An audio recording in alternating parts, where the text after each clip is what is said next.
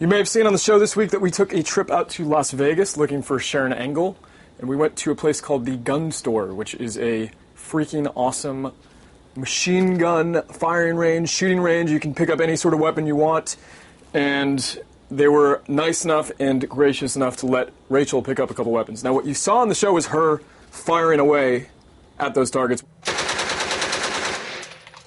What you didn't see was the results of all that firing. This was one of the first gun that she picked up was an Uzi, an Israeli-made Uzi that is specifically made for women. And as you can see here, she had some pretty good shots. She got one right in the bullseye here, and she sort of peppered the left side of this gentleman's body. The interesting thing is Rachel had her choice about what she wanted as a target. You could shoot at Osama bin Laden. You can shoot at a guy who's holding a little girl hostage. She chose, just the normal gentleman, which I think is probably a fair choice.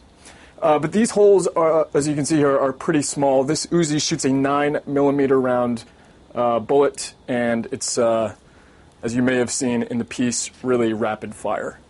The other gun that she picked up is called the M249 SAW. SAW standing for Squad Automatic Weapon. This gun is enormous. It's got to be about 3 times the size of this one at least.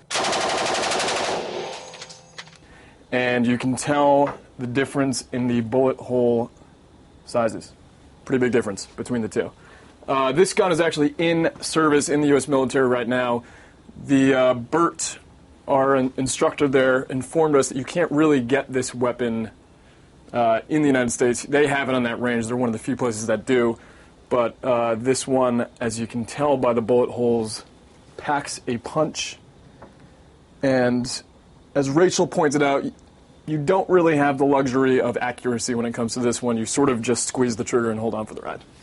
So the folks at the gun store were awesome to let us try out some of these guns, and as you can see, the results are pretty good.